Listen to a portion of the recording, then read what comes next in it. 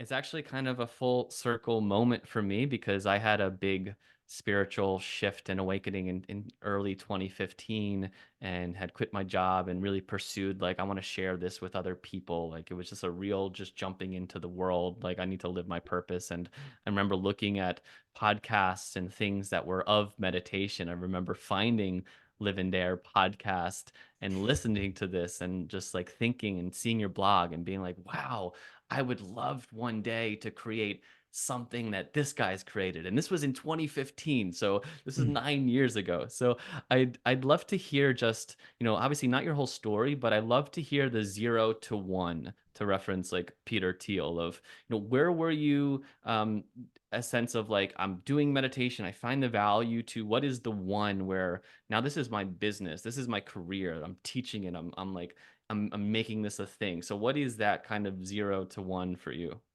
Right. So I've been practicing meditation daily since I'm 15 years old, and that was always a part of my life. But for me, it was a personal pursuit. It was my spiritual practice, my philosophy, my meaning of life. But it was never my career. I had a law degree, worked with law in Brazil, then migrated to Australia, taught myself programming, became a programmer. That's how I got the Australian green card and then citizenship. But throughout all this period of time, meditation and spirituality, they were the main thing in my life. They were just not the thing that I was making a living off. And I eventually realized like I don't want to spend the rest of my life working on a 9 to 5. That's not the vision that I have for myself. I want to work with something that is more aligned. And so I started studying a lot about entrepreneurship and how to create, how to make a living selling services and products online and all of that. And that's how Live and Dare was born. Initially, Live and Dare was supposed to be a directory for life coaches. That was the first idea. I would be the one writing articles that brings the people via SEO, via Google search. And then the coaches would all be there. People would go and hire a coach. And I would just be the guy who is bringing everyone to the place. And soon I realized that that's not what I wanted to do. I wanted to be be a teacher on my own right and have my own voice. And so I quickly pivoted to that. And it took me, after about a year and a half, I decided to quit my job and then to just be a meditation teacher, writer, coach full time.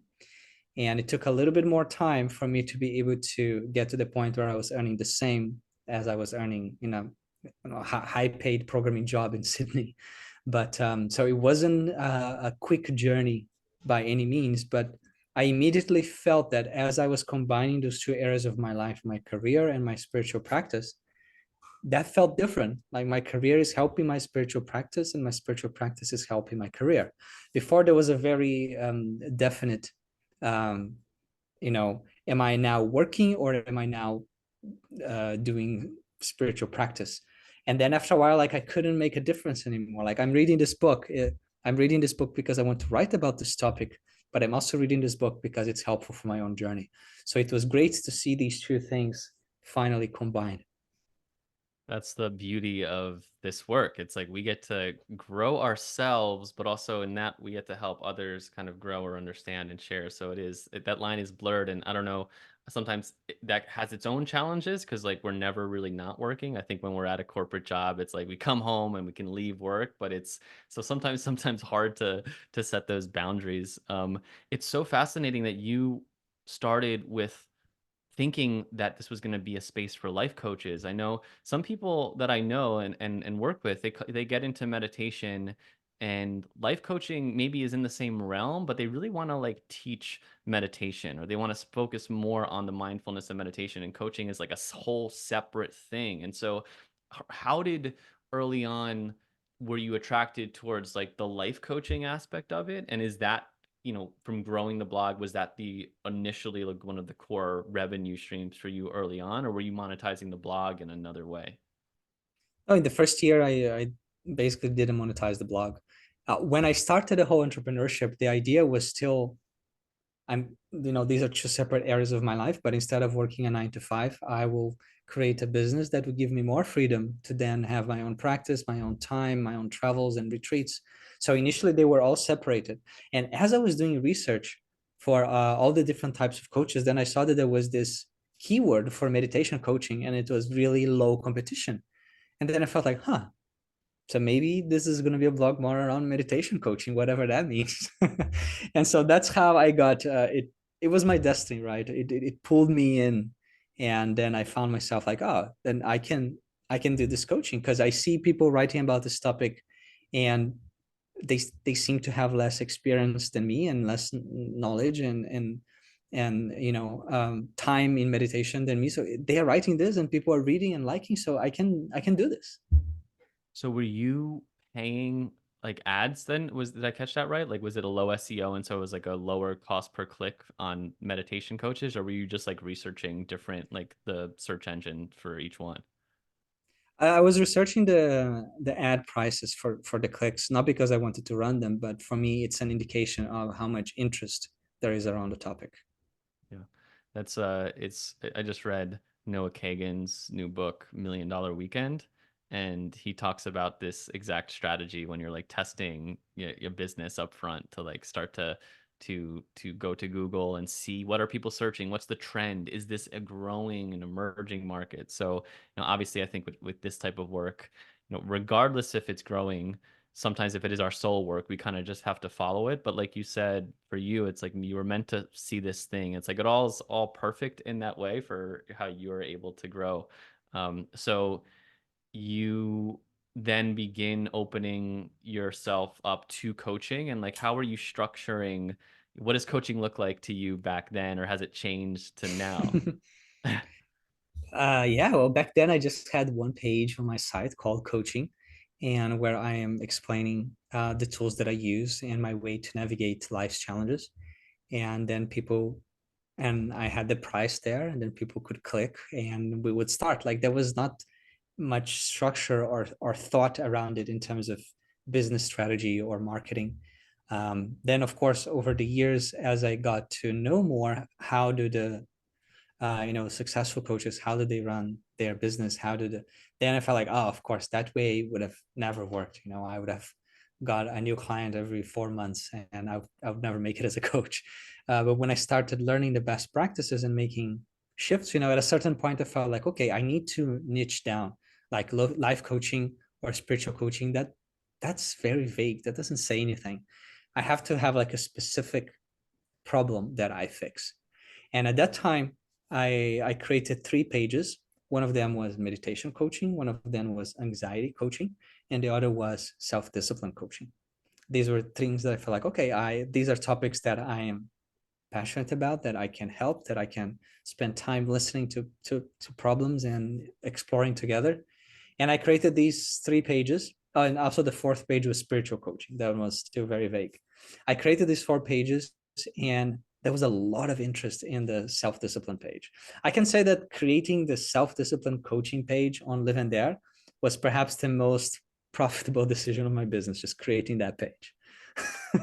I love that. So were you testing? I mean, I guess obviously you knew from people actually booking discovery calls with you of like what was people were searching on, but were you also testing the clicks of like where are people clicking? Are they clicking on anxiety? Are they clicking on this and like gauging it from that? Or was it purely just like, oh wow, everyone's coming to me for this self-discipline and like this is the thing?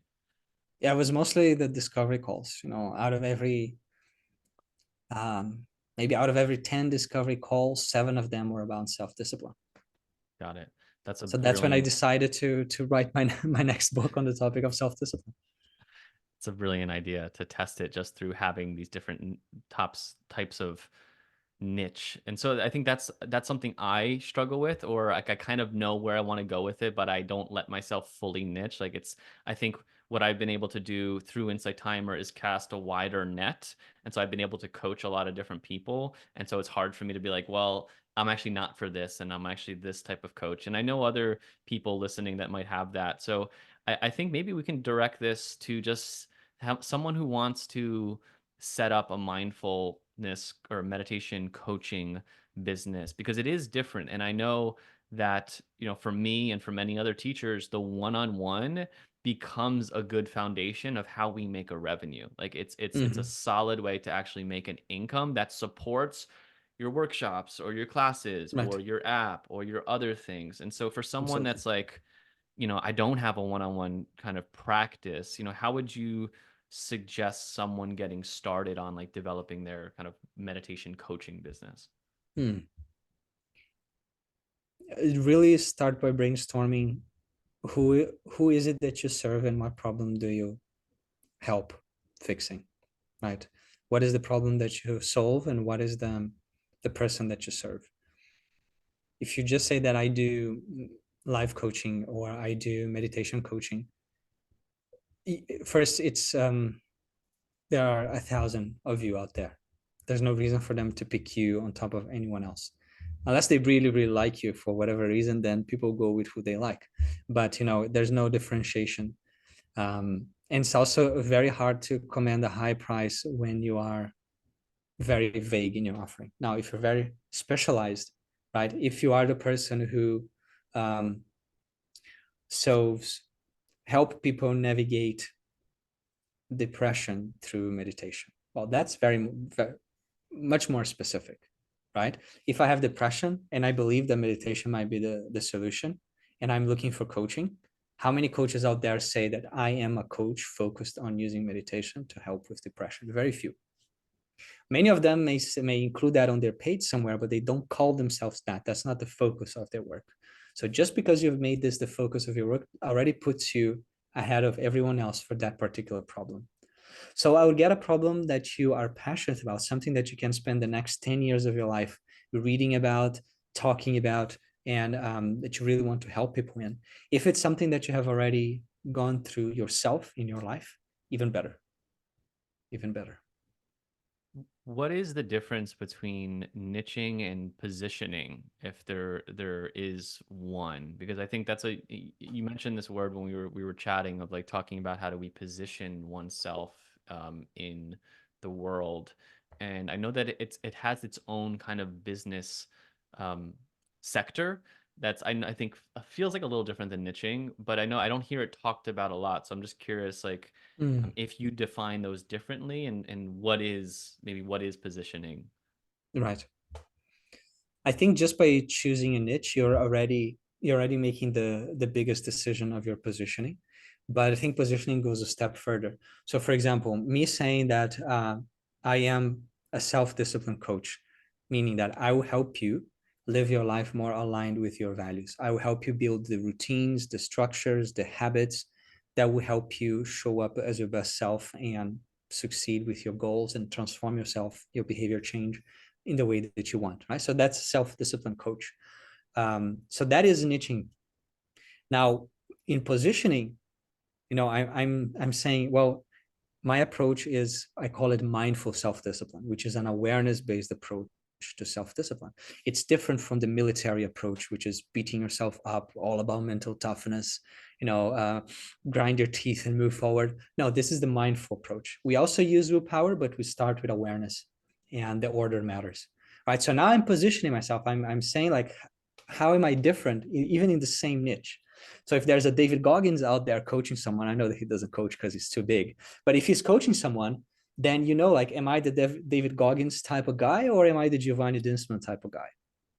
I love that. That's making me think of like, okay, so you have your niche, and now this is actually a level deeper that, so there's many people talking about self-discipline. Ryan Holiday comes to mind too, but no, you're like mindful self-discipline. That's why I said like I love this name of this book.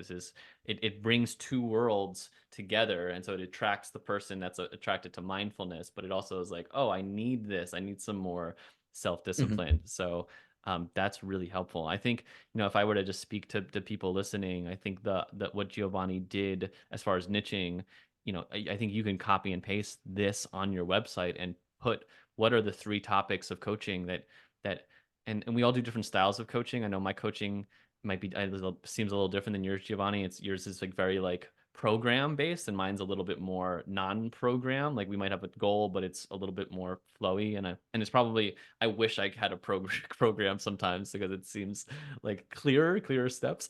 But I think for anyone listening, like just doing that thing, and you can, I think, go to Giovanni's website to see how he has it, where you just have those three different coachings and just and make three different landing pages and see what people go to and are attracted to help yourself also make a distinction of, oh, I actually love working with people on this. Because I know for me, in doing different coachings with people, it's like I realize that actually getting on this call drains my energy sometimes. But getting on Mhm, this type of call with this type of person, I'm excited. Like I feel charged afterward. And so if mhm. you're a coach, you might not know, maybe you're not having a lot of these calls.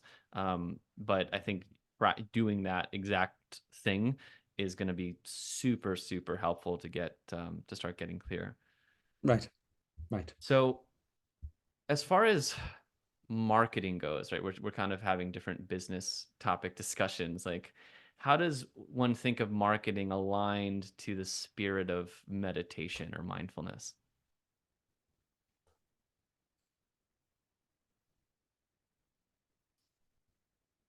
Marketing is about the way I see it, and there are different approaches to marketing. Marketing is about sharing, but it's sharing in a way that it's different from how you would share when you're just purely teaching. It's because of the nature of social media and the web in people's mind these days. When you when someone who is not your follower sees you for the first time, you want your message to be such that they really feel hooked to go and, oh, I need to check this guy out. This speaks to me, and you don't have many seconds to achieve that, right? And so um, the way that I naturally teach is a little bit slower. It's a little bit like taking my time. Like when I run my live classes on Insight Timer, they are an hour and a half long live classes. And there are people who are coming to every live class for the past 3 years, and it's the same. It's like season 7. I've repeated the same thing, still they come. But when I go and am trying to bring someone new, then I have my shorts on YouTube. It's 1 minute, and it's super kind of like to the point. And the the purpose is to arouse interest, like, oh, I need to check this, because if I don't do this, they're going to scroll to the next video, and the next video is going to do that. So they are already in a state of mind that is of that nature. So the way I see marketing is that marketing is about providing a lot of value to your avatar, to the person that you serve. So if you are the person who teaches meditation for single moms, single working moms, then everything in your brand, everything in your message, everything in your content, it's about that. And single moms will follow you because the way you speak, the way you look, everything is speaks to them directly, and it stands out from the noise. And so, speaking of platforms, right? To okay, where do I market now? Where do I share myself that's going to speak to that person that I'm actually helping? You mentioned Inside Timer. You mentioned YouTube. I know you have, I think, 100K on Facebook. Um, where are you spending your time as far as like, yeah, where do you like spending your time? Maybe it's, I know it's probably changed over the years, but what does that look like? How do you have content on all these places? And yeah, tell me more about like how you think of, or how someone might think of finding their platform, right? Because we might break on one platform, or we might find our people more on the other platform.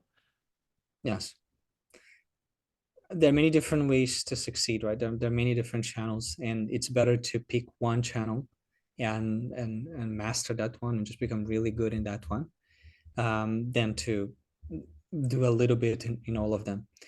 In my case, I do not use social media. I do not have any social media apps on my phone. I do use YouTube for learning, and so in terms of social media, for 1 hour a week, I will create content for YouTube. 1 hour is enough for me to record 10 1 minute videos, and then that goes to my team. They will edit it, and they will publish across 4 different social media platforms. But I am not on those platforms, and if people ask questions, I am not answering. Like, it's very clear. I even say on my website, the newest website, Microsoft Discipline, I say, do not follow me on social media. Usually in the place where people say follow me on social media, for me, it's do not follow me on social media. On YouTube, no, I do spend some time on YouTube. So if they ask a question on YouTube, I will always answer. It comes to my email, I go reply, and I answer. So when considering which platform you should focus on, it's there are many different layers here. One of them, I would say, it has to be a platform that you yourself like and use, right? So yes, I am on YouTube, but I'm not really a YouTuber, right? I'm creating content for YouTube, but I'm not a YouTuber. I'm more of a blogger. I'm more of a writer. That is my core. Uh, that's my element, right? So I've been reflecting a lot about this. If I should like maybe just turn off all the other platforms and just be a writer, just have a blog and a newsletter. If James Clear was able to succeed just with a blog and a newsletter, right? He doesn't have a YouTube channel. I know he has a big Twitter following. There are other authors who are not on social media and they were also able to succeed. So you find example of success across all different channels, and you have to pick the one that first you enjoy, because you're going to be spending a lot of time there. Like you're used to consuming content in that platform, you know what excellent content looks like and feels like. And second, that your target audience is there. What platform, or I should say, you didn't mention Insight Timer in there, and it's not. It's kind of it is a social media, but it's different in that it's another company. It's different. It's a different energy for sure than a YouTube or an Instagram. First off, before I ask the question, I'm inspired. You have a lot of like Cal Newport vibes of like deep work of just like, hey, I'm gonna completely just let go of distractions of these things that aren't really adding to like the bottom line. And I've been considering this too. I have a small Instagram following and it's like something and I think I want to grow it, but for the sake of what? Like I know people that grow on there and it doesn't do anything for them. It feels good to the ego. Maybe it brings some more credibility. So I'm like I'm debating like just shut it's just what you're saying. Like what if I just actually got focused on the places that actually bring people to my work and I actually really enjoy most. So thanks for the inspiration. But as far as Insight Timer, how do you think of how you engage on there? Or maybe how did that even come into your life at the time Right. that it did? Yes. Insight Timer is interesting. I have been a user since 2014, the same year that I started living there, 2014. The founder of Insight Timer, a guy from Sydney, he sends me a message saying like, "Hey, I like your blog, and I just bought Insight Timer." I said, "What? You just bought Insight Timer? Let's have a chat." And so my relationship with Insight Timer goes back to the beginning. And after a while, I felt like, okay, let me just go and drop a meditation there. And that meditation went really well and it exploded inside Insight Timer. People loved it. At that time, there were maybe 1,000 teachers in the platform. Nowadays, there are 20,000. It was a very different time back then. And so, whenever they had any new feature that they wanted to test or to release to a selected number of trusted teachers, I was on that list. So, I was one of the first ones to run the live sessions. And in the first months running live sessions on my book, Mindful Self-Discipline, they every live session was like 300 to 400 people watching me live. So that felt great. And then, nowadays it's getting each time busier. Um, at that time, there were maybe 7 live sessions per week, maybe 10. Now, any day, there are like 20 different live sessions. So it's harder. And that's the nature of every platform, right? It gets crowded soon. And then it's harder to stand out. Um, there was a time that Insight Timer was a big pillar of my income, and since the past 4 years, it has been slowly declining because there's just so many teachers, so many offerings, and it's hard to. And that again, we come back to the idea of why it's so important to be hyper focused on one niche, right? If you are the mindfulness for lawyers guys, yeah, there are going to be other mindfulness for lawyers out there, but it's going to be 100, not 100,000, right? So on yeah, remember those days on Insight Timer. I got on it pretty early too in 2016, so not too far after that. But I think I remember you were part of like they introduced courses for the first time, and I'm pretty sure they had 20 teachers who did courses, and I Mm-hmm. think you were on that list. Yes. And I remember getting that email. I wasn't a part of that, but I remember getting that email that they were going to do courses in like 2017, and I just felt like, okay, there's something really good here. Like I just got so excited at what the potential is here, and that has been a huge support for me as well. And like you said, yeah, things are not. It's not 2017. It's not 2018. It's not 20. It's not even 2020 or 2021 anymore. It's a different world on there. And so someone, what would you suggest, I guess, to someone starting out on Insight Timer now?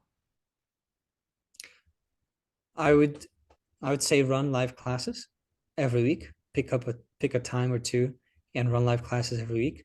They are a great way to, at the very least, to build a little bit of an audience and start interacting with people and get some live feedback on what your meditations feel like and what your teachings feel like, the type of questions people have, the type of experiences they report.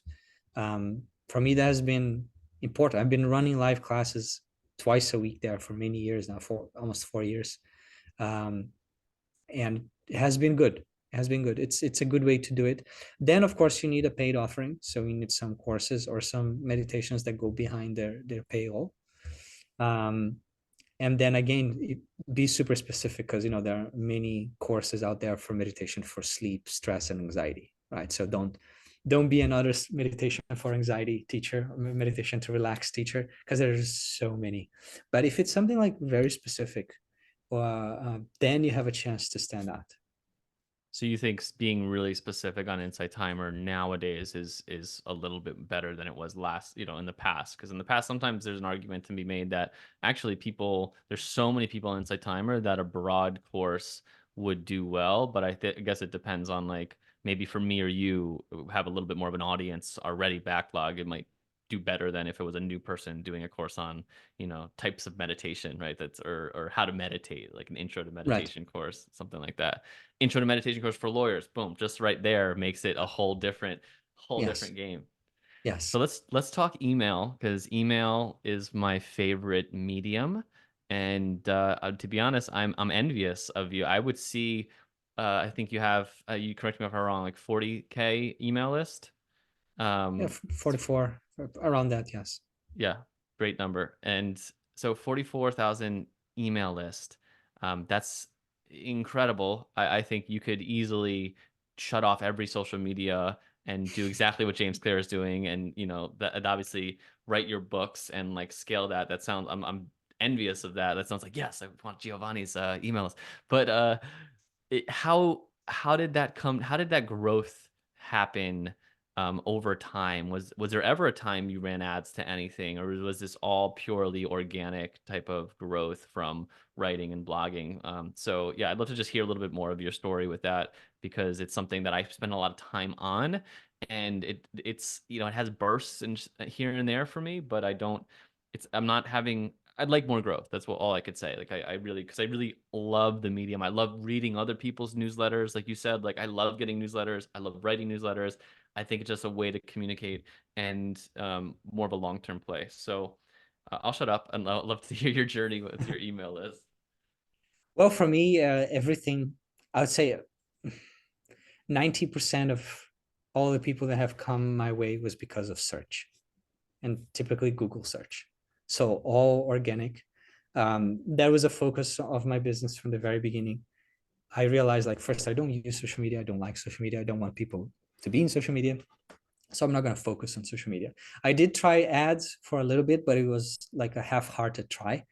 Um, it's And I also realized, like, no, I don't want to feed the monster.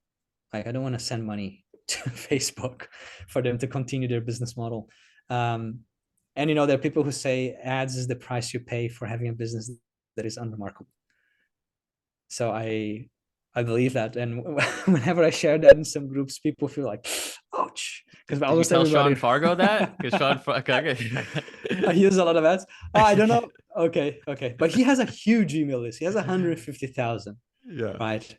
And he's again super focused. He's not just a meditation to relax. He's meditation for meditation people who want to teach mindfulness. That's like his focus. Yep. But for me, it was all SEO. That was the focus of my business. I realized that, you know what, I get 0 views of a Instagram post that I posted a month ago, but I still get thousands of views of an article I wrote 7 years ago. Right. And YouTube is a little bit like that. I just kind of dropped things on YouTube for a while, never paid any attention. And I realized that my YouTube subscribers number were just increasing by itself because people are listening to those meditations. And I felt like, okay, so YouTube, of course, is a little bit more like Google SEO. It's a search engine. You go there to search for something. So if you create a great content, it doesn't matter on a particular search item. It doesn't matter how old it is. Like what matters is how much is engaging the viewer.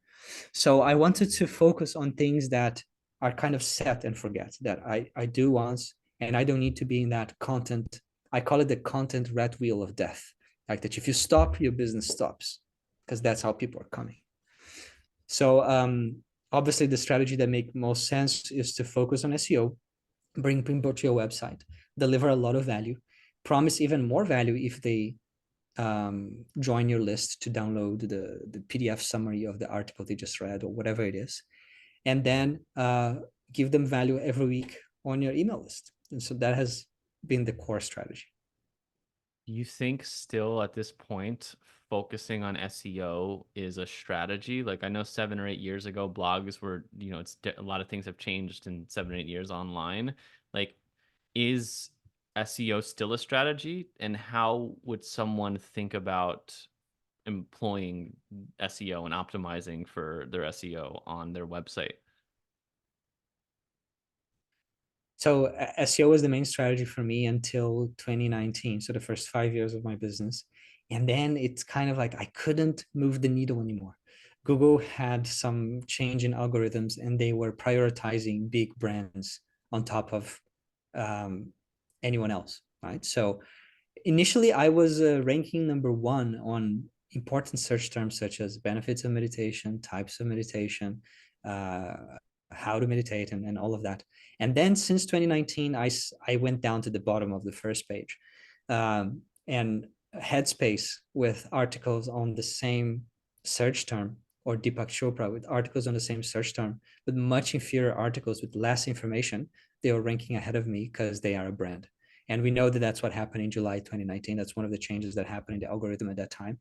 So with the SEO knowledge that I had at that time, I couldn't move. I was not able to recover my rankings. And in liveandthere.com, still my rankings now are like 20% of my search volume now is like 20% of what it was before. Luckily, at that time, I was also making a big business shift from selling courses to selling a subscription program. And that's what saved me. And at the same time, I had just discovered my niche with self-discipline. And I was starting to write the Mindful Self-Discipline book. And then later on, I felt like, okay, I can't seem to grow Live and There anymore. So I'm going to branch out into a separate website that is super laser focused on a awareness approach to achieving your goals, to self-discipline. And so tell me about so I guess the answer to that is maybe SEO is not the best strategy to like start to optimize right now. Well, okay, let me continue from there. But now I am going on a second try, a second turn of the wheel of SEO. And I'm working with a guy that he came up with 50 article ideas for me based on keywords that are very low in competition and have some decent volume of search, and said, look, you have a really good chance of ranking for these ones, and they're all around my new niche of confidence, focus, and discipline. So this year I'm giving another try. I'm going to write those 50 articles, I'm going to publish those 50 articles, and I'm going to see if they help me um, increase the number of search considerably to the new site. Then I'm going to continue and I'm going to say, hey man, like, give me 50 more and I'll continue like this. If that doesn't work, then I will likely continue blogging maybe once a month because I love writing articles, but I would then probably try podcasting and then really go all in podcasting, because that's a medium that I love and I haven't done that in a while. That's a good segue to we talked about tips or strategies or ways to like develop and start like a mindfulness coaching business and get that off the ground. You're also someone who's clear values your own coaching or investing in specific coaches. And so I'd love to, if you're open to sharing a bit of, because sometimes there's a blind spot with people, like they want to be coaches and but they don't ever want to like invest in coaches. Like, and to me, that there's just like you got to you got to understand how powerful it is to have a coach for different reasons. And so, what kind of coaches have you worked with to help grow your business and or like your own personal work? Or yeah, I'd love to hear maybe your own Mhm. background with you investing in coaches, because again, like what you've been able to build, often we can't don't do it alone. Obviously there's some luck involved and timing involved for sure, but I'd love to hear from my own like thoughts of, oh, what kind of coaches may I be thinking of, investing in. Mhm. And for people listening, just to hear like, oh, Giovanni's actually investing this, not to say amount you're investing, but you're investing in these types of coaches, and you're always doing that at the same time. So yeah, Mhm. I'd love to hear just what the coaches Yes. you're looking towards or that have been beneficial for you.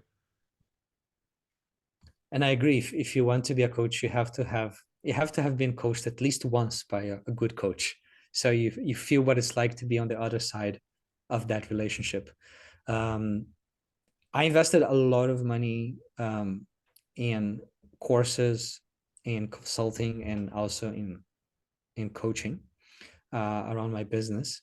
One that comes to mind, I mean, the main coach that I've had in my business was back in end of 2018, the time that I was kind of making that transition more to the mindful self-discipline one. And I worked with her for about a year, and um, she helped me position my work, because I realized that meditation is something that they call a fragmented desire market, right? If you teach meditation, some people are going to come to you because they want to achieve nirvana. Other people are going to come to you because they want to just not yell so much at their kids anymore. And other people want to help them, be less anxious, and like so many completely different desires. And so it's hard to market, to have one unifying story that is specific enough to to get people to take action and join courses, etc. And so I was realizing that, and I needed help to find a niche and to understand how to position myself. And she helped me. Initially, I chose the niche of meditation for anxiety, the one that I'm mocking now. Not mocking, it's good. You can do it, but again, a problem with that is for SEO. Any search terms on meditation and anxiety, Google is going to favorite medical websites that talk about meditation for anxiety. Right. Got it. So that wasn't easy. A difficult lesson to learn. Yeah, I love that. I'm inspired. I'd love to get the name of this person, because that's like, oh, is that really it give me more, yeah, more like we were talking about positioning, and in some ways this was part of this podcast. My podcast originally was Awakening to Purpose.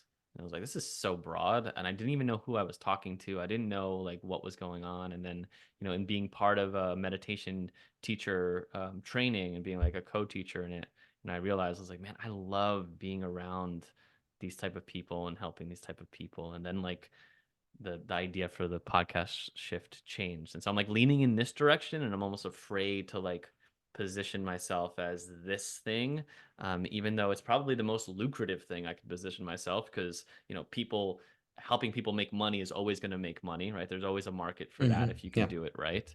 But Yes. that's not necessarily the main thing. So not that I'm definitely Yes. not just helping people. I'm not a business coach. I keep telling people I'm not a business coach. um, the fragmented desire market. I just love that. Is there anything that you've tried, Giovanni, that's like been like an epic failure? Like you like Oh, launched yes. something and like I'd love to hear, maybe I know the feelings of disappointment that can come from that, and like the just yeah, I'd love to hear one of those if you're open to sharing.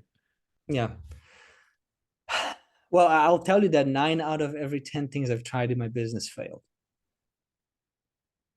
And I hope that this is an inspiring piece of data for those of you out there who are failing.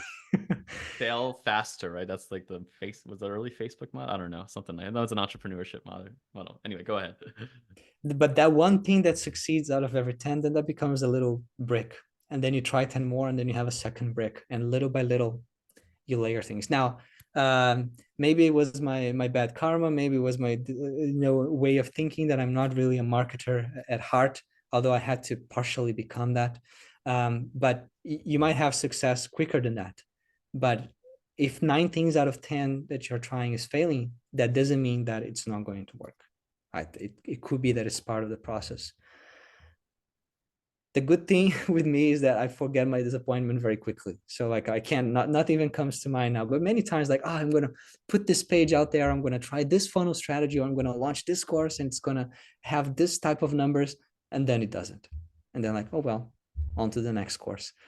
That's it. So yeah, That's exactly. it. And, but you know, if I would suggest for someone who is starting now and they want to make a living as a meditation teacher, or as a coach, is to go and focus on something that you like, really niche down on something, on a problem and an audience.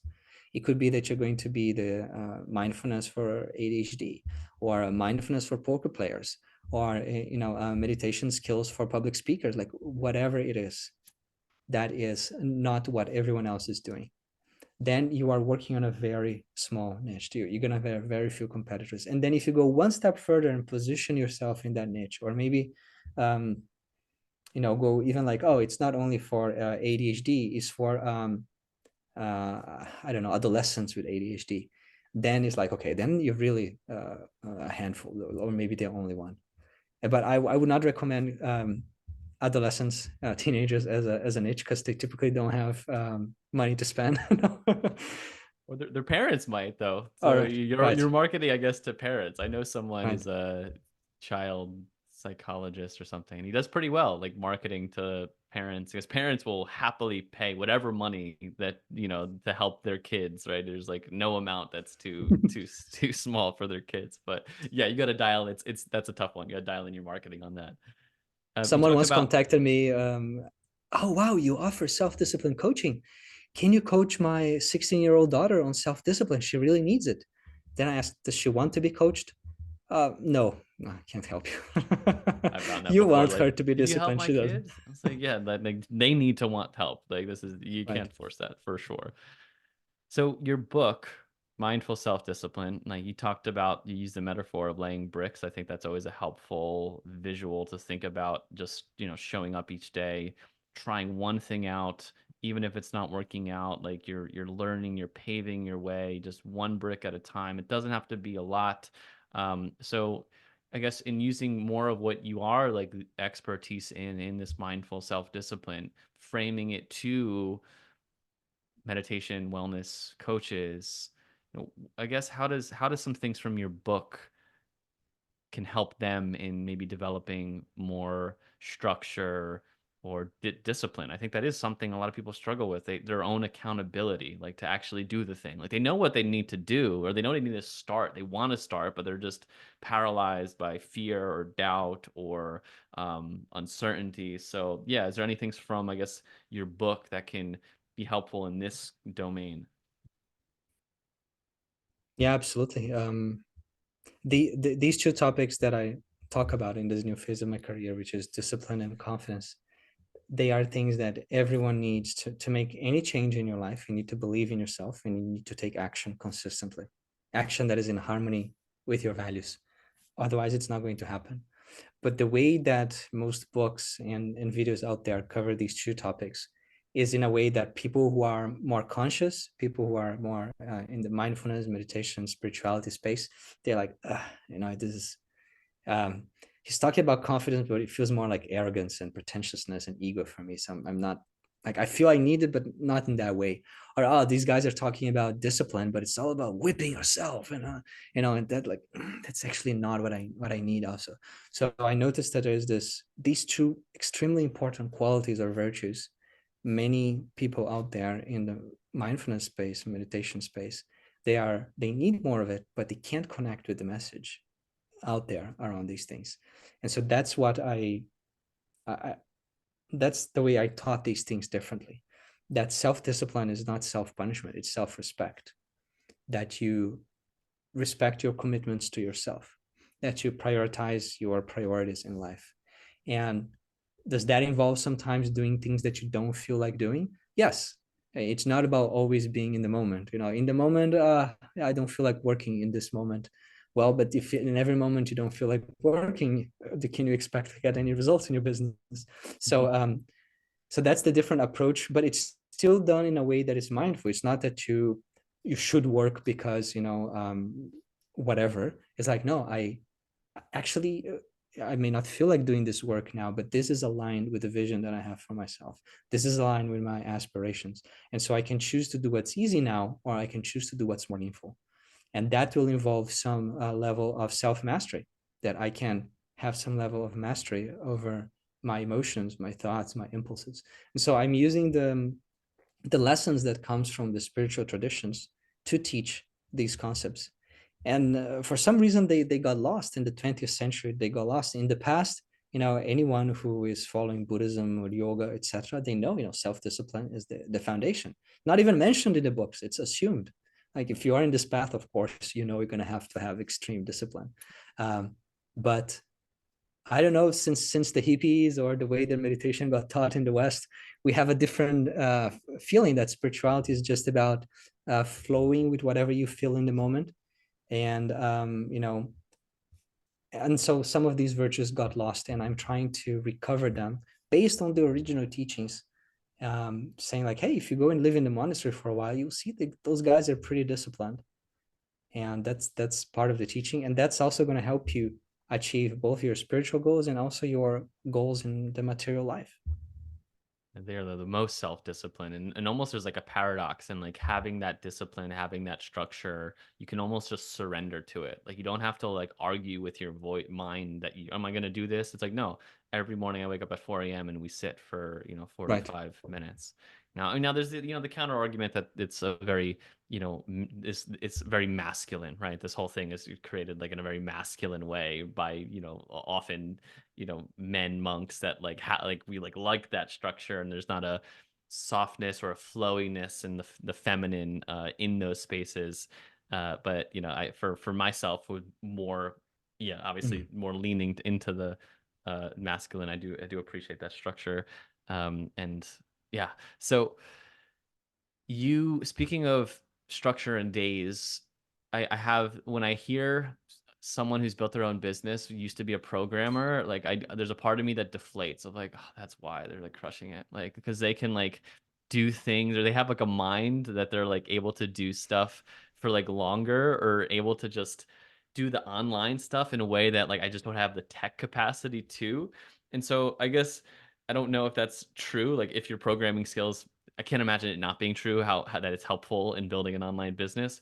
But what does your days look like? Like what are you actually doing? Like how do you structure your days creatively, and how often are you actually working each day? Maybe deep work versus admin work. Like I think it's just Mm. helpful. I'm just curious, and Yes. just generally Yeah. curious. Yeah. Then so just speaking first to the first half. um I did not program any of my websites, and I did not program my app. I hired people to do all of that. Now, this having experience with tech and understanding how tech works, was that helpful? Yes, it was helpful. It was helpful even in hiring the right people. So, because when the guys are saying, "Oh, this is not possible," or "This is too difficult," if they're BSing you because you understand what's behind it. So, yes, it is helpful. There are many successful teachers out there with different niches that have no idea about tech, and they're bigger than me. So it's not a requirement. Now, as to what my day looks like, for many years, coaching has been half of my income, and so I I spend a big part of my week. I work around 36 hours a week on average, and I use a time tracker to track that. But when I say 36 hours, it's actually 36 hours. Like, if the phone rings now, I will stop the clock. I'll take the phone and then I'll restart. If I go to the bathroom, I'll pause it. So it's more like a 45-hour or 50-hour week of a normal person. It's like actual focused time. And nowadays, what my ideal would be that I would spend 70% of the time doing deep work. Right. Nowadays, I'm doing 40. In the past, it was less. So I am little by little shaping my business and my career in a way that I can spend the bulk of my time doing only what I love most, which is even more than coaching. I love reading. I love thinking. I love creating systems and writing. Right. I want to be spending 70% of my time doing that. Nowadays, what does it look like? So I think of the way I spend my time into three buckets. Either I am in my what they call the zone of genius, which are the things that you love to do the most. And for me, that's learning, writing, reporting, creating courses. Or I am in the zone of service, which is, I'm having a podcast interview, or I'm running a live, or I'm coaching someone, I'm answering questions from readers, etc. And then there is the management zone. Okay, now I am talking with my team, I am making decisions of what to do, or I'm fixing something in my business, etc. And so I want the first one to be as big as possible and the last one to be as small as possible. And that's why I keep track of these. Zone of genius, service, and management. I love that because I agree. I feel similar to you. It's like the genius is in like the creativity and that space to like come up with new ideas and recordings and like, and then similar to you, I love coaching and I love the genius one more. Like if I could just create, then that would be Mm, great. And there's also a deep gratitude for service and I just love those names of like breaking it down in those categories. And 36 hours of actual focused work, you said 45, 50. I would argue that it's probably like 80 hours of productivity of an actual, you know what I mean? Like right. people are just do not focusing on a lot of like in that intense way, I think at a normal work. At least I wasn't when I was in a company. Like there's a lot of just hanging out and Mm. looking at YouTube videos maybe of like how do I, start my own business and get out of here. Um all right, Giovanni, we're coming up on time. I'm trying to think of, I think that sometimes the basic question to ask is like if you were to like, you know, give your advice to your former self starting out in their business career journey, what shows up. And if there's nothing that really shows up that's tangible, because you probably already said it in this podcast, just yeah, I guess sharing more about, oh, you know what? I'd love to hear a tech tool from you. Like I feel like you have some dope tech tools that could help a meditation teacher. I have so many tech tools that I use. Is anything that comes to mind? I don't know what for what, but maybe just, let the spirit that moves you share a tech tool that would be cool. I have like probably 20 different tech tools that I use for business and for productivity. Um, I use craft documents for taking notes and for writing, and I love that. I use Things 3 for my to-do list. On the Mac, I use Clocky, which is the what I use to track my time. And then for my business, I use Kartra as my CRM, although I'm considering to migrate to Go High Level. I use WordPress. I use Upwork for hiring all sorts of people. I used to use Fiverr more, but now I'm more in Upwork. Um, yeah, these are just some random. I use Calendly. I use Zoom. Um, yeah, these are some random What's ones. your tool? What's your tool that you make like the really cool head moving in your email? Is that like a judo move, or is there like a app that does that? No, it's I don't know. That's a great thing. I don't need to know. I just asked the guy that works for me, Ah, can you make gotcha. that? Yes, Right. yes, yes. And Okay. he will either make it or he will go and hire someone in Upwork to make it and give me the end result. So like I don't Got need it. to have my Brilliant. Brilliant. right. Yeah, yeah. Do you get it comments on that a lot? A couple of people ask like, "Oh, how did you do that?" And for me, it's like it's good because I see that it works. People want to do Yeah. that too. It's remarkable, It's right? just We a want to, GIF. You have to create a GIF, and now yeah. that if you download a GIF creation app on the App Store or whatever, you can do that, and then you upload that to your Google profile. I bet. And for those that don't understand what we're talking about, when you're in Gmail, you can see, you get an email from Giovanni, you can see his head moving in like where his picture would be. It's moving in and out. And I'm imagining that helps open rates if you're sending it on a mass email because there's some movement. You're like, what's going on here? Calls attention. Yeah. It calls attention. Yeah. So right now, the only two people I know that are doing it are James Clear and Giovanni Dishman. So maybe it's going to get flooded at some point. So maybe we should get onto it. Giovanni, any place where else people can find you? Where do you want to send them? Your book, your work, whatever feels relevant to share. Yeah. So you can go to my main website, which is mindfulselfdiscipline.com. I am launching a book this March called Wise Confidence. And if your listeners buy this book and they send an email with the receipt of this book, I'll give them a free workshop. That's an offer that I'm giving to your listeners. It's going to be a workshop of me explaining some of the concepts in the book that you can follow along.